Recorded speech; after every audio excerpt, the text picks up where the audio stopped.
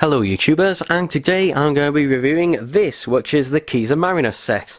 Now, before I get into it, I'm going to go quickly over the packaging. So, on the back of the box now, we actually do have a little bit of a brief summary about the story, so that's nice. But the main thing about these sets is the backdrop.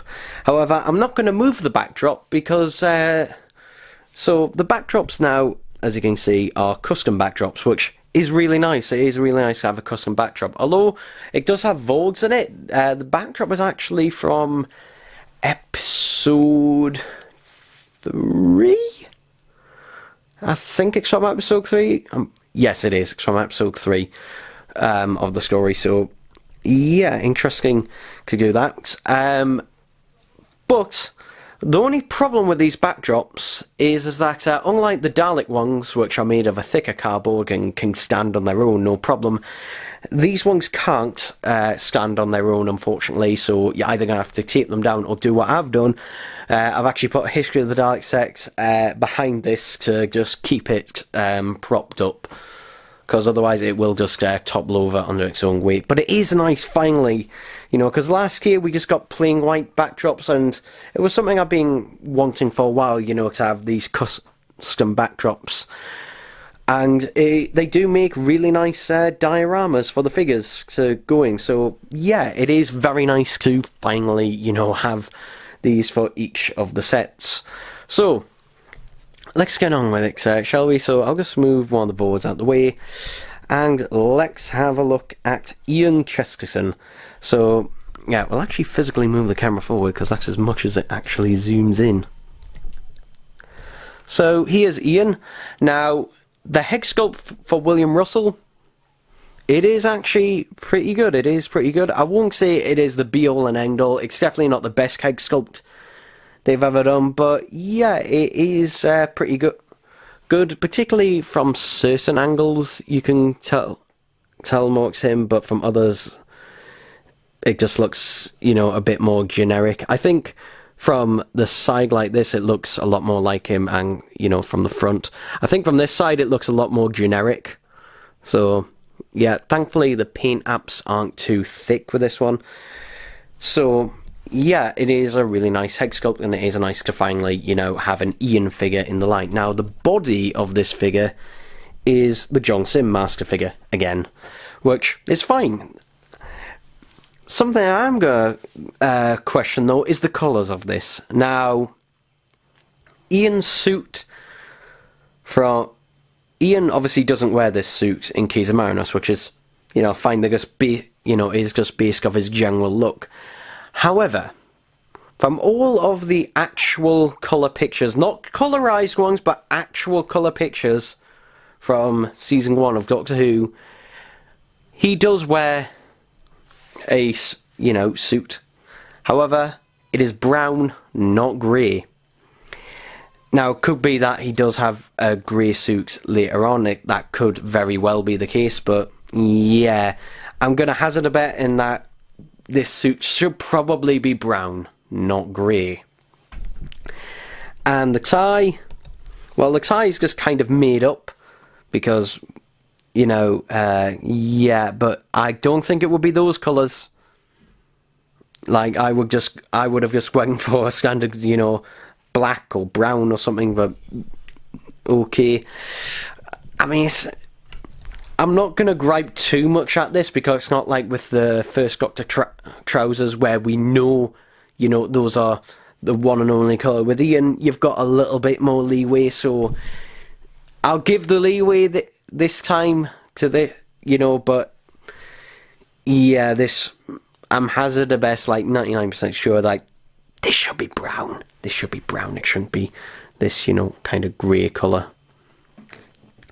But regardless, we've got two Vord figures to have a look at. So, yeah, here's what I'm going to probably repeat in the Sensorite sets, and just go, the Vogue figures, like, years ago I would have said, no, it wouldn't happen, but now, with the reuse, because, like, yeah, a Vogue figure was something I actually did predict down the line, and, yeah, and here they are, and they use the Axon Man body for the most part, with just a few new bits here and there. So the main of which is the heads, and the heads, they do look really nice, these heads.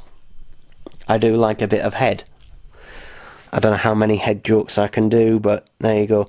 But yeah, they do look nice. They've even got the little air hole bits in the back there, and the little fins round the back. Now, if you've seen, what was it, Dominion of the Void? Not seen, heard Dominion of the Void? No, or was it Domain? I think it's Domain of the Void, which is a big Finnish story. You know what those helmets actually are, the masks. The other Void is actually also different. This one has the triangle head, so that's nice. So, you know, this one can be Tinky Winky, and this one is a mixture between Dipsy and was it Lala or Pooh that had the circle? But yeah, there we go. You also see the little ducks, the little studs, which are, you know, just the actual metal studs on the actual costumes. You've got one there and two there for some reason. And they also have the little strap that's going around there as well. So yeah, I mean, these were literally just like rubber wetsuits from the time.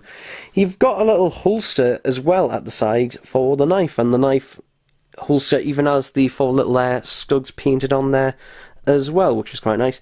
The legs are just the Axon Man legs until we get down to here, which are the flippers. So yeah, Vogue do not have web feet. These are actually, you know, flippers. Their feet aren't actually like that. If you actually watch Keys of Marinus, you know, they are actually in diving gear. They're not, you know, they're not natively like that. So yeah, but it is nice to have a figure with flippers, which does make them stand up fairly well, actually. It does make them stand up a lot easier. So yeah, it is nice to actually, you know, see any figure with flippers, but yeah, it does actually give them a lot of stability because their legs are rather skinny. But here's the one thing I am going to say about this, and I know someone's going to say this in the comment section, but who was actually clambering, you know, who was actually going to say, yes, we need Vord figures? Because to be honest, the Hartnell era is a bit difficult when it comes to monsters, because the Hartnell era is more known for, you know, its pure historicals. Like, apart from the Daleks and the Cybermen in his final story, you know, like, be honest, if I was to think of a monster from the Hartnell era, to be honest, I'd say the War Machine was probably a more iconic looking, but obviously, you know, we're never going to get that. But yeah, I mean, for me personally, like, if I wasn't, you know, reviewing this set, I would have probably waited and bought it later on. I would have probably, because the 3-packs always get a price drop. They always get a price drop. Dalek sets, kind of depends, because a lot of the time they do sell out before they can actually have a price drop. But in this case, yeah, I would kind of just like, you know, if you're kind of humming and hawing about it, I would definitely wait for a price drop. But if this is, you know, something you've been waiting for, then definitely, for me, having the Ian figure is definitely, you know, the reason you buy this set. It is the reason you buy the set. I don't think I'll be buying any more of these to army build, because, you know, unless they get like a ridiculous price drop to like a $5 or something like that. So yeah, but overall, that's what I think of this set, and I'll see you next time. Bye bye.